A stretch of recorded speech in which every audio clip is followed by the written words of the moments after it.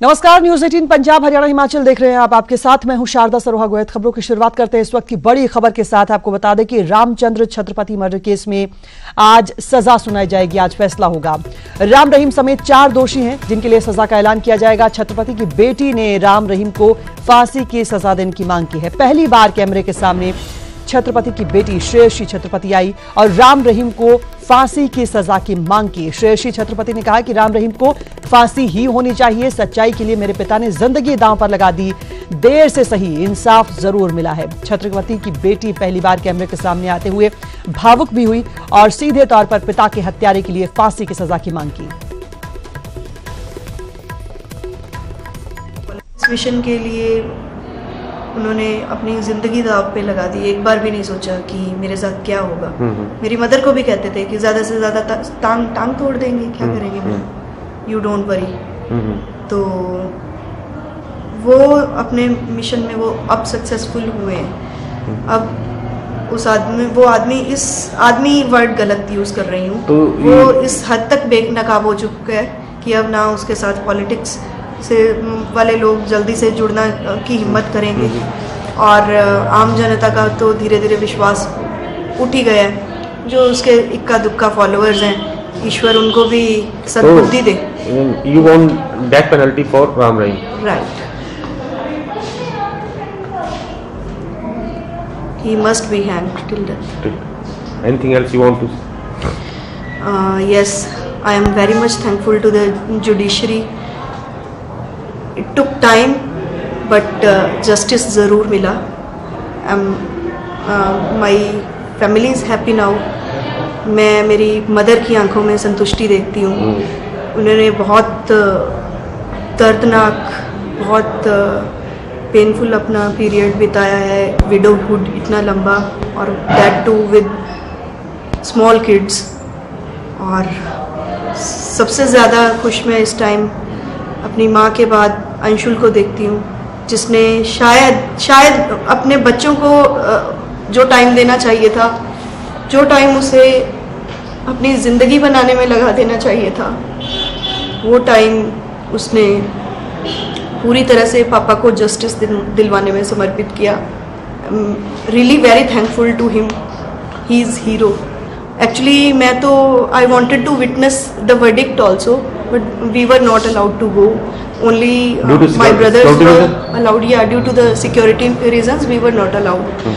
And now I want to listen the sentence, but मैं चाहती हूँ कि I want to see that culprit, that murderer, that rapist. I just want to see कि उसकी आंखों में वो पेन और वो फियर और उसके माथे पे वो पसीना।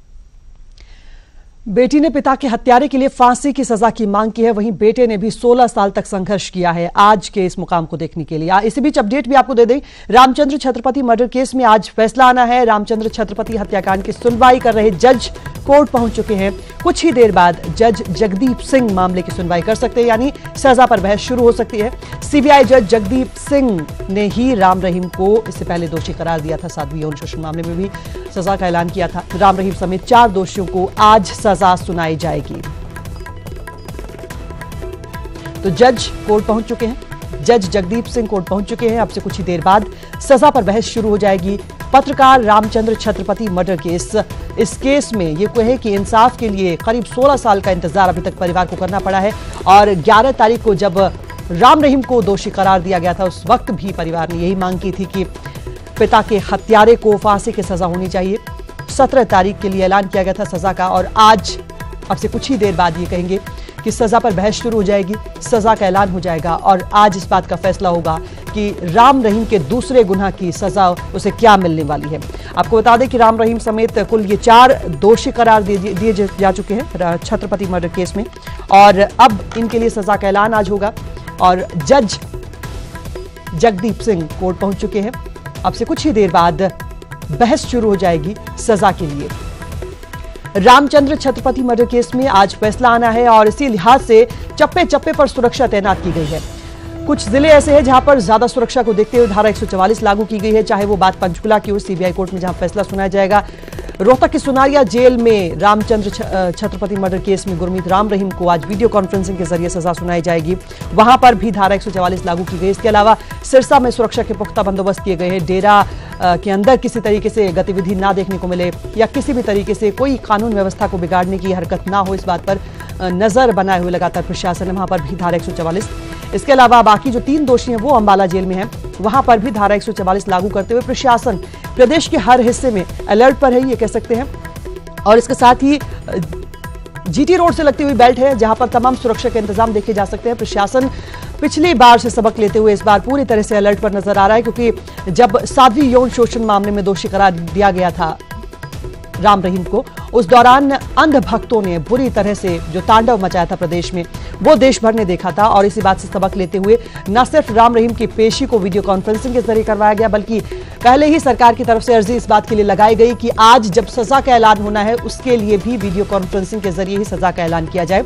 तो आज जज जगदीप सिंह वीडियो कॉन्फ्रेंसिंग के जरिए राम रहीम और बाकी दोषियों को सजा सुनाएंगे। सजा क्या सुनाई जाती है, इस बात के लिए इंतजार है। और लगभग पूरे देश की निगाहें इस बात पर टिकी हुई हैं कि एक तरीके से खुद को भगवान घोषित करने वाला शख्स आज जो पहले से ही 20 साल की सजा काट रहा है, उसके लिए किस तरह की एक और सजा होगी। यानी एक एक करके गुनाहों की सजा मिलती जा रही है और आज एक दूसरे गुनाह की सजा राम रहीम को मिलने वाली है। तमाम अंध भक्तों ने जिस तरीके से इससे पहले धारा 144 का उल्लंघन किया था, कानून को ताक पर रखा था, आज इसी बात से सबक प्रशासन ने भी लिया है।